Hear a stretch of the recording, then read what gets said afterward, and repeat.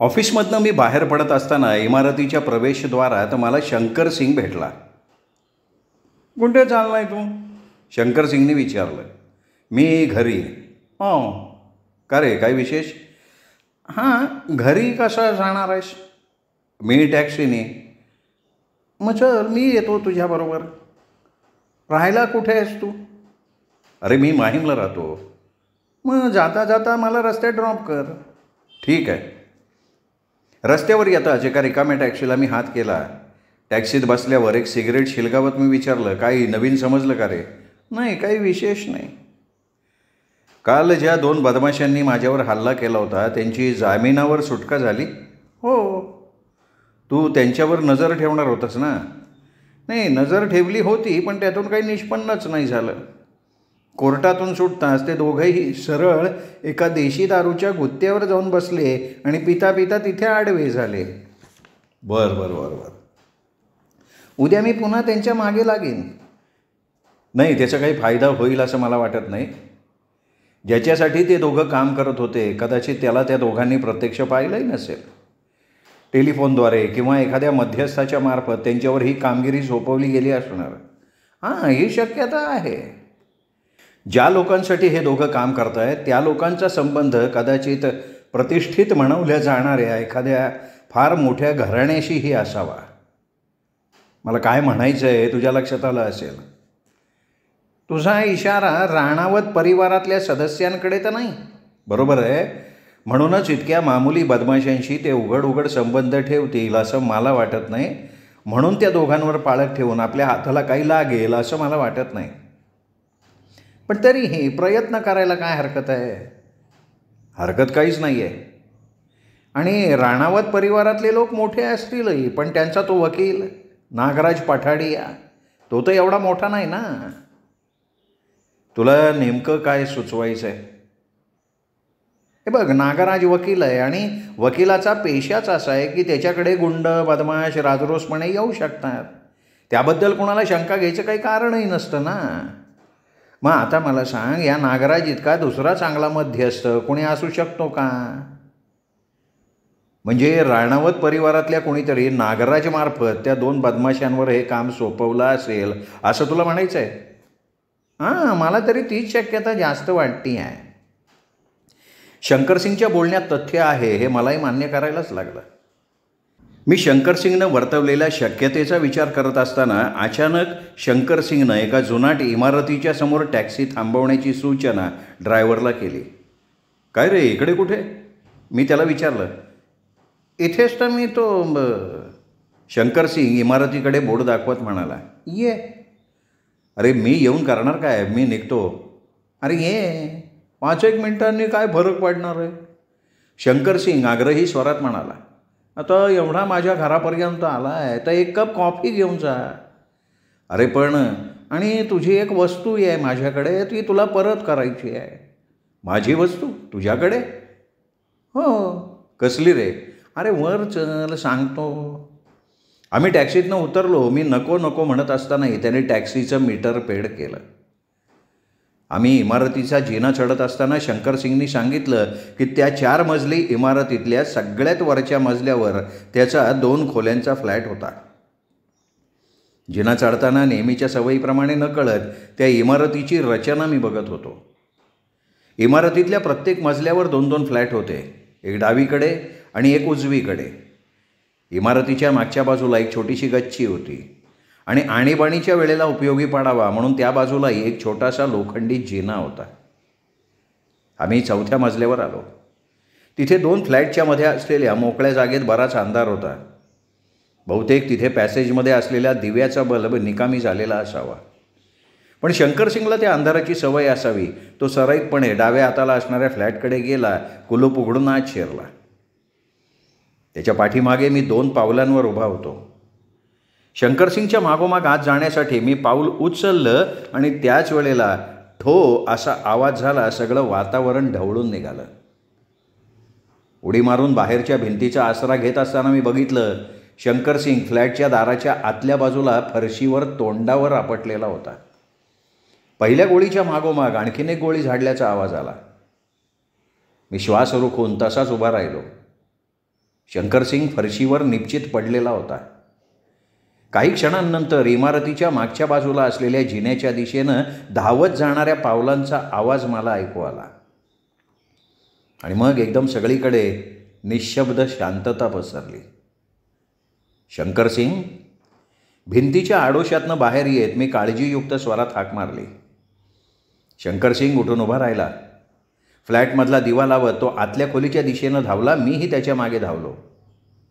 आतल्या खोलीला एक लोखंडी गजाची बाल्कनी होती. तिथून इमारतीच्या मागच्या बाजूला असलेल्या जिन्याकडे जाता येत होतं.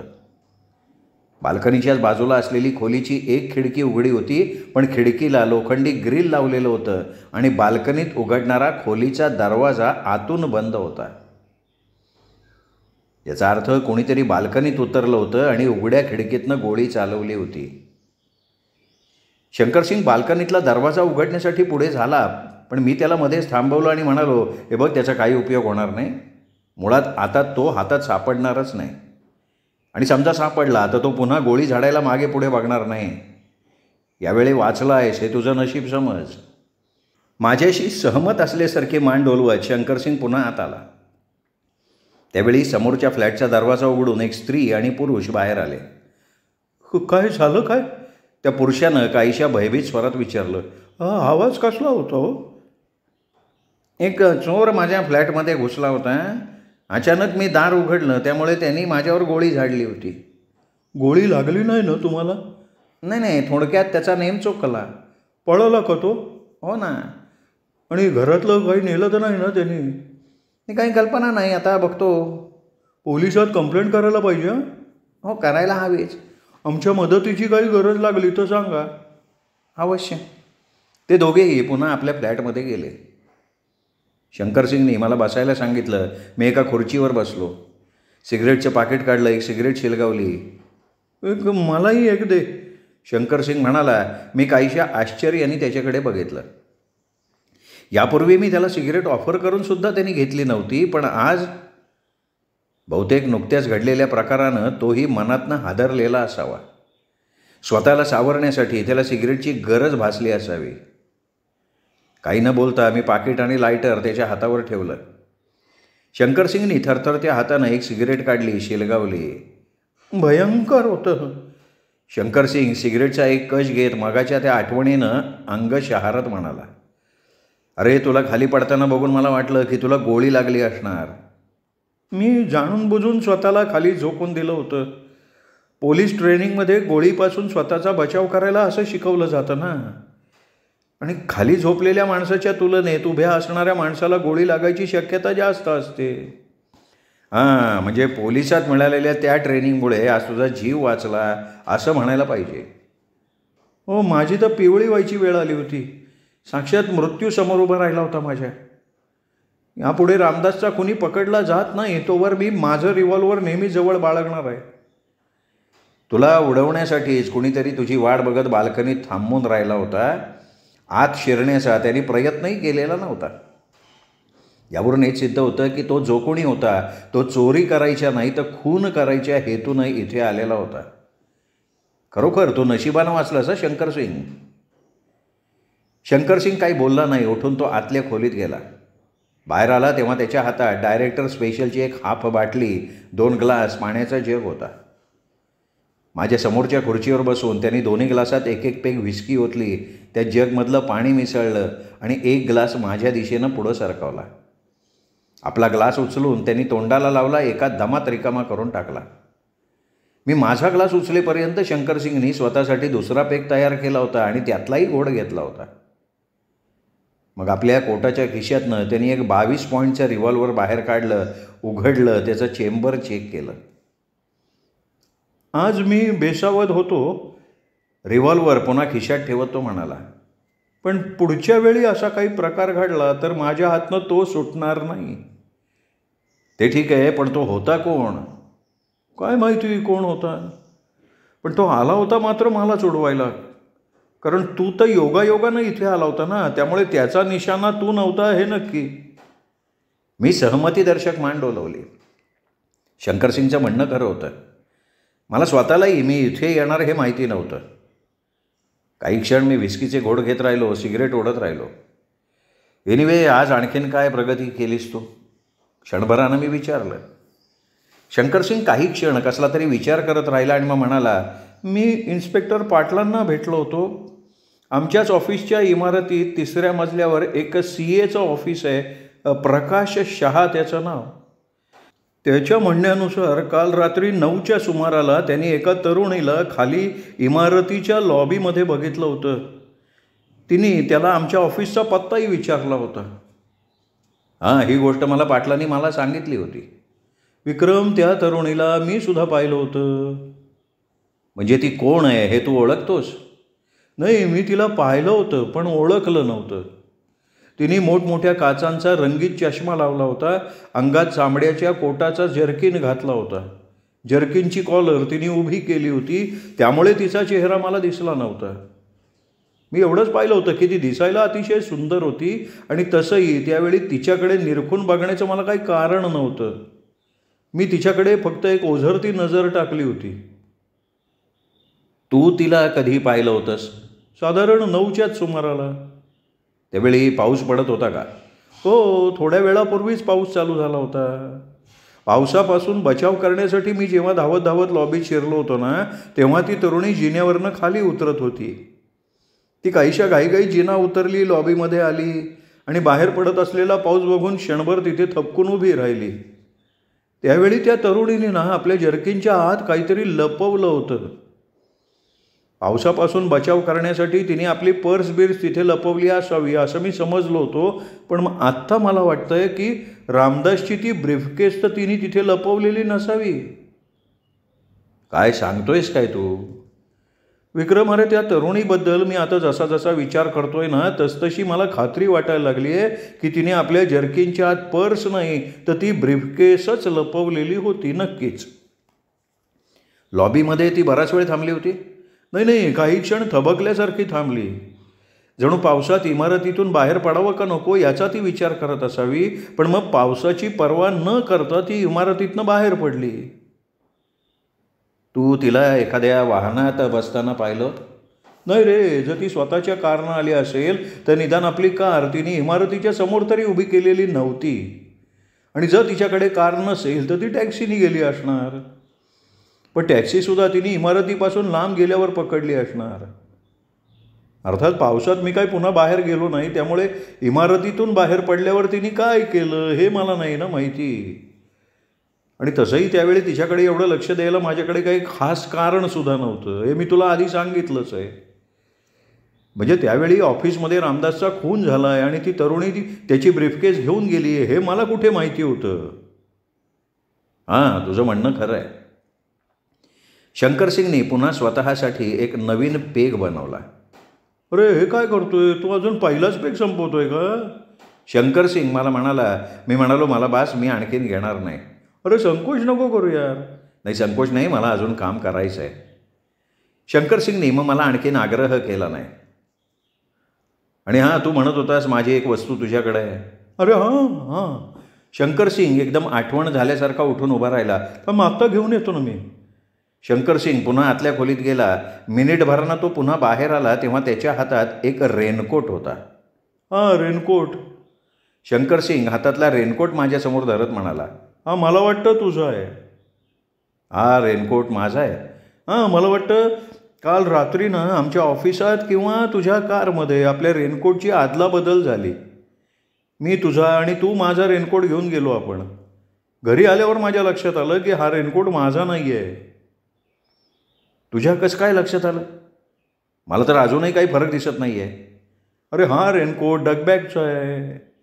हे बघ, ह्याच्या कॉलरला आतल्या बाजूला डगबॅगचं लेबल लावलेलं आहे.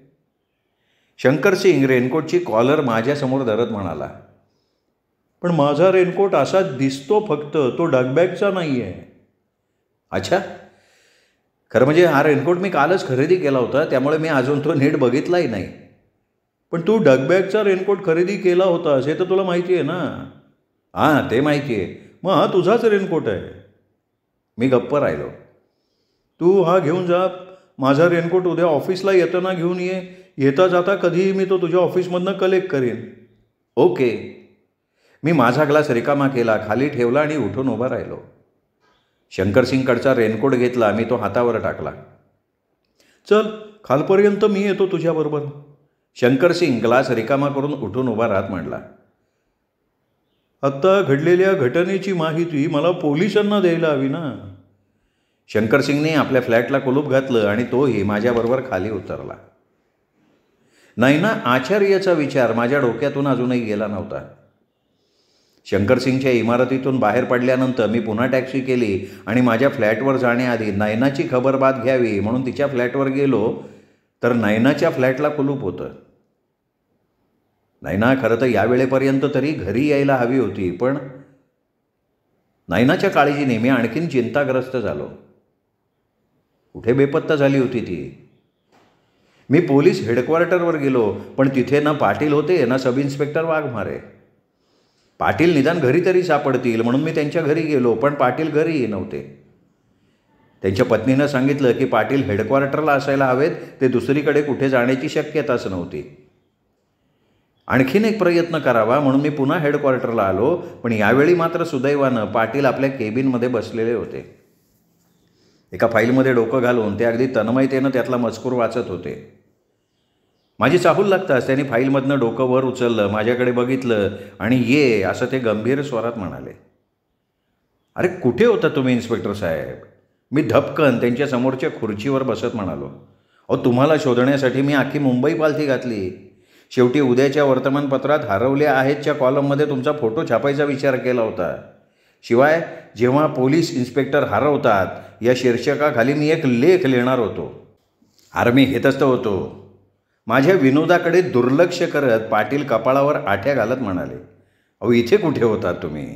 मी हात नाचवत म्हणालो, मी इथे टेलिफोनही केला होता, नंतर स्वतःही मी इथे आलो होतो.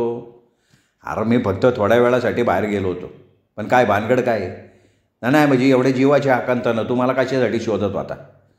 अहो पाटील साहेब, ती नैना आचार्य बेपत्ता आहे. बेपत्ता आहे ती म्हणजे? आज ती ऑफिसलाही आली नाही, तिच्या फ्लॅटवरही ती नाही आहे. आज सकाळी ती इथे तुमच्याकडे आली होती, त्यानंतर ती कुठेतरी बेपत्ता झाली, म्हणजे ते काही कळायला मार्गच नाही ना. तुला तर लय काळजी लागलेली दिसते तिची. का नाही लागणार काळजी? नुकताच काल रात्री तिच्यावर हल्ला झाला होता. त्याच बदमाशांनी किंवा त्यांच्या कोणी चेल्या चमच्यांनी तिला पुन्हा गाठलं नाही ना? का बरं? कारण नैना आचार्य रामदासचे जे रिपोर्ट टाईप करायची त्यातल्या बऱ्याच गोष्टी प्रयत्न केल्यावर तिला आठवू शकतात. हा विचार रामदासच्या खुन्याच्या डोक्यात येऊ शकतो ना. आणि या केसचा एकूण पॅटर्न बघता त्या गोष्टी जगजाहीर व्हाव्यात असं खुन्याला वाटत नाही.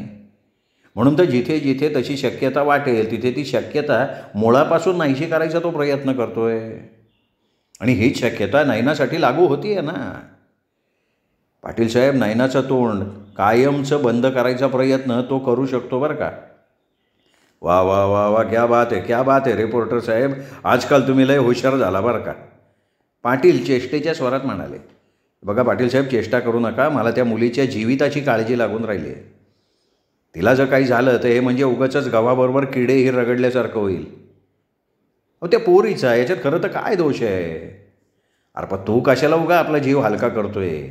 जा घरी जा, आराम कर. त्या पोरीला काय होत नाही. अहो पण ती कुठे बेपत्ता झाली ते तर कळायला पाहिजे ना. ती कुठं बेपत्ता झाली नाही रे.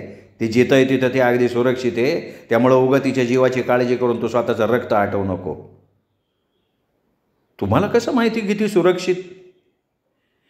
आणि बोलता बोलता एकदम माझ्या डोक्यात प्रकाश पडल्यासारखा झाला. एक सुटकेचा निश्वास टाकला मी आणि म्हणालो, अच्छा अच्छा अच्छा, म्हणजे असं आहे तर. लय उशिरा तुमची ट्यूबलाईट भेटली रिपोर्टर साहेब. मी पाटलांकडे बघत हसून मान डोलवली. अरे जो विचार तुझ्या डोक्यात आला ना तो विचार आमच्या डोक्यात आला. आणि मग आज सकाळी जेव्हा नैना आचार्य इथं आली आणि ज्या 2-3 गोष्टी तिने मला सांगितल्या त्या ऐकता चटकन माझ्या मनात हाच विचार आला का रामदासचा कोणी कदाचित या नैनाचं तोंड कायमचं बंद करायचा प्रयत्न करू शकतो. म्हणून मी तिला एका दुसरा दिवस पोलिसाच्या नजरेखाली ठेवायची व्यवस्था करून टाकली. अहो तसं होतं तर तुम्ही न्यू इंडिया टाईम्सच्या ऑफिसात तशी माहिती द्यायला पाहिजे ना. दिली होती मी. तुझा तो चीफ एडिटर कोणती हो, अय्यर, त्याच्याबरोबर मी स्वतः बोललो. अय्यरची आणि माझी आज भेट झाली नाही तर मलाही ते कळलं असतं. आता ती काय माझी चूक आहे का? पण मला सांगा पाटील साहेब, नैना कुठे आहे आत्ता? त्याच्याशी तुला काय घे नाही? ती जिथं आहे तिथं एकदम सुरक्षित आहे आणि तुझी एवढं तुझ्या दृष्टीने पुरेसं आहे. अहो पण तरीही काय ठीक आहे नका सांगू, पण ती जर मुंबईत असेल तर मी तिला शोधून काढीन. जादा रिपोर्टरगिरी दाखवू नका. अरे तीच काय तिची साधी झलक पण तुला मिळू शकत नाही. आणि असं कोणी बी आयरा गायरा तिला जर शोधून काढू शकत असेल तर मग त्या पोरीला लपवून ठेवण्यात फायदा काय रे? आपण पाटील साहेब मी कोणी आयरा गायरा नाही आहे, माहिती मला, तुला आहे मोठा रिपोर्टर आहे. चल आता फुटायचं बघ, मला माझं काम करू दे. नाही मला फुटायचं तरच आहे. पोलिसांच्या पुढे आमच्यासारख्या शहाण्या माणसांचं काय चालणार? पण फुटायच्या आधी अगदी शेवटचं एक सांगा, काय ते पडदिशी विचार बाबा फुटीत ना. तुम्ही रामदासच्या फ्लॅटची झडती घेतली होती, काही हाताला लागलं? पहिल्या वेळेला हाताला काही लागलं नाही, पण नयना आचार्याकडनं मिळालेल्या माहितीवरनं आम्ही पुन्हा फ्लॅटची झडती घेतली होती. तेव्हा आम्हाला तिथं रामदासच्या बँकेचं पासबुक, एक विमा पॉलिसी आणि आपल्या मुलीच्या नावात त्यांनी केलेलं एक मृत्यूपत्र मिळालं. मनातल्या मनात मी एक समाधानाचा निश्वास सोडला. ती कागदपत्रं पोलिसांच्या हाती लागली का नाही हेच मला जाणून घ्यायचं होतं.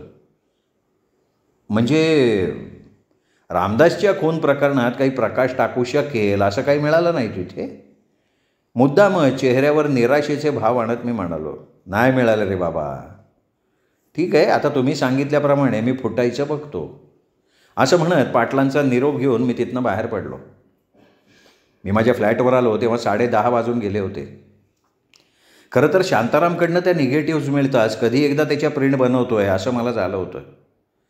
त्यासाठी ऑफिसमधनं मी लवकर बाहेर पडलो होतो. पण मग शंकरसिंगकडे घडलेली घटना आणि त्यानंतर पाटलांना शोधण्यात गेलेला वेळ या सगळ्या धावपळीत बराच वेळ गेला होता. मी फ्लॅटचं कुलूप उघडून आत शिरलो. भिंतीवरचं दिव्याचं बटन खाली ओढलं. हॉलमधली ट्यूबलाईट लागते न लागते तोच पुन्हा हॉलमध्ये अंधार पसरला. मी स्विचबोर्डवरची आणखीन 2-3 बटणं दाबली, कुठलाही दिवा लागला नाही. मी खिडकीतनं डोकावून बाहेर बघितलं. त्या भागातले सगळ्याच इमारतीतले दिवे गेले होते, फक्त रस्त्यावरचे दिवे तेवढे जळत होते.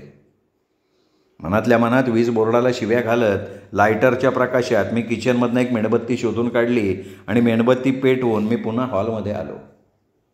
मेणबत्तीच्या प्रकाशात मी आमच्या विभागातल्या वीज तक्रार निवारण केंद्राला फोन केला. पलीकडनं निर्विकार आवाजात मला सांगण्यात आलं की अचानक विजेची मागणी वाढल्यामुळे लोड शेडिंग करण्यात आलं आहे आणि निदान 2 तास तरी वीज येण्याची शक्यता नाही. याचा अर्थ 12:30च्या आत तरी वीज येणार नव्हती. नकटीच्या लग्नाला म्हणतात ना, तसला हा प्रकार होता. मी खिशातनं निगेटिव्हचा लिफाफा काढला आणि बेडरूममध्ये असलेल्या गोदरेजच्या कपाटात ठेवून कपाटाला कुलूप लावून टाकलं. वीज आल्याशिवाय आता प्रिंट बनवणं शक्यच नव्हतं. मेणबत्ती विझवून मी फ्लॅटमधनं बाहेर पडलो आणि वेळ घालवण्याच्या उद्देशानं प्रेस क्लबच्या दिशेनं रवाना झालो. साधारण 1च्या सुमाराला मी पुन्हा फ्लॅटवर आलो. जाताना दिव्यांची बटणं मी चालू ठेवली होती, त्यामुळे लांबूनच फ्लॅटमधले सगळे दिवे जळत असल्याचं मला दिसलं. मनातनं मी सुटकेचा निश्वास सोडला. सांगितल्याप्रमाणे बरोबर 2 तासात वीज आलेली दिसत होती. फ्लॅटमध्ये येताच मी कपाटातनं निगेटिव्ह्ज काढले आणि डार्करूममध्ये शिरलो. 10x12च्या आकाराच्या प्रिंट बनवण्यासाठी मी एनलार्जर ॲडजस्ट केला आणि मग एक निगेटिव्ह त्यात घातली आणि प्रिंट बनवायला सुरुवात केली. 6-7 प्रिंट मी तयार केले असतील तेवढ्यात अचानक दारावरची कॉलबेल वाजली. मी दचकलो. रात्रीचा 1:30 वाजत आला होता. यावेळी कोण आला असावं? रामदासच्या ते निगेटिव्ह्ज माझ्या ताब्यात आले आहेत हे तर कोणाला कळलं नसेल. डार्करूममधून बाहेर पडून मी दरवाजा बंद केला आणि मग हॉलमधल्या दाराजवळ आलो. कोण आहे? दार न उघडता मी आतनं जोरात विचारलं. मी आहे. बाहेरून एक थरथरता स्त्री स्वर ऐकू आला. अरे मी कोण? मी भैरवी. मी दरवाजा उघडला. दाराच्या चौकटीला टेकून तोल जात असलेलं आपलं शरीर सावरण्याचा प्रयत्न करत भैरवी उभी होती. हॅलो. माझ्याकडे बघून हसण्याचा प्रयत्न करत ती म्हणाली, दार उघडायला एवढा वेळ का लावलास? बेल खराब आहे का झोपला होतास? तिने तोंड उघडताच भप्पकन व्हिस्कीचा वास माझ्या नाकात शिरला होता. ये आत ये. मी दारातनं बाजूला होत म्हणालो. भैरवी काहीशा लडखडत्या पावलांनी आत आली. स्वतःचा तोल सावरणं तिला अवघड जात होतं. ती आत येताच मी पुन्हा दरवाजा बंद केला. तोवर भैरवी समोरच्या सोफ्यावर अस्ताव्यस्त पसरली होती. भैरवीच्या अंगावर त्यावेळी एक जीनची पॅन्ट आणि शरीराला घट्ट बसणारा पांढरा टी शर्ट होता. त्यावर तिने काळ्या रंगाचा चांबड्याचा फरची कॉलर असलेला जर्किन घातलेला होता. तिच्याकडे बघताना मी एकदम थबकल्यासारखा झालो. चांबड्याचा काळ्या रंगाचा फरची कॉलर असलेला जर्किन. रामदासच्या खुनाच्या वेळी त्याच्या ऑफिसच्या इमारतीत पाहिल्या गेलेल्या त्या तरुणीची मला आठवण झाली. पाटील आणि शंकरसिंगच्या म्हणण्यानुसार त्या तरुणीनेही चांबड्याचा काळा रंगाचा फरची कॉलर असलेला जर्किन घातलेला होता. राणावत परिवारातल्या स्त्रियांवर ड्रिंक्सच्या बाबतीत कसलीही बंदी नव्हती हे मला माहिती होतं. पण नशेच्या या हालतमध्ये त्या परिवारातल्या कुठल्याही स्त्रीला निदान मी आजपर्यंत कधीच पाहिलं नव्हतं. मी काहीशा नाराजीच्या सुरात म्हणालो, भैरवी आज तू जरा जास्तच प्यायलेली आहेस. जास्त कुठली यार, खरं तर मला आणखीन प्यायची होती, पण किनाराचा बार बंद झाला. मग नाईलाजाने मला तिथनं उठायला लागलं. किनाराचा बार पाहिला आहे का तू? मस्त आहे बरं का, तिथे बसून प्यायला मजा येते रे. मी काहीच बोललो नाही. तू तिथे का उभा राहिला? इकडे ये की. डोळ्यांची उघडझाप करत ती म्हणाली. मी तसाच उभा राहिलो. ओके, तू येत नाहीस, मग मीच येते. झोकांड्या खात ती उठली. ती उठताच तिच्या मांडीवर ठेवलेली चांबड्याची पर्स धप्पकन फरशीवर पडली. पण तिने ती उचलण्याचा प्रयत्न नाही केला. ती तशीच लटपट्या चालीनं माझ्याजवळ आली. माझ्या खांद्याचा आधार घेत म्हणाली, मी तुला आवडत नाही का रे विकी? तू मला खूप आवडतेस. आवडण्यासारखी तर तू आहेस. तिचं मन राखण्यासाठी मी म्हणालो, खोटं, मी फार वाईट बाई आहे, मी विश्वासघातकी आहे. बरं, तू इथे माझ्या फ्लॅटवर कशी आलीस? का इथे यायची मला काय बंदी आहे? नाही ग. मग तसं नाही, पण एवढ्या रात्रीची या अवस्थेत. काय झालंय माझ्या अवस्थेला? मी गप्प राहिलो. तू घाबरतोस मला? भैरवी, तू नक्की मला इथे बघून घाबरलायस. यावेळी तुझ्या फ्लॅटमध्ये असलेली माझी उपस्थिती बघून तुझी तंतरली आहे. आपल्याच मित्राच्या पत्नीला एवढ्या रात्री आपल्या फ्लॅटमध्ये बघून लोक काय म्हणतील अशी भीती तुला वाटते ना? मला काय बोलावं ते सुचेना. काळजी करू नकोस रे. भैरवी माझ्या खांद्यावर थोपटल्यासारखं करत म्हणाली, मी स्वतःसुद्धा इथे थांबू इच्छित नाही.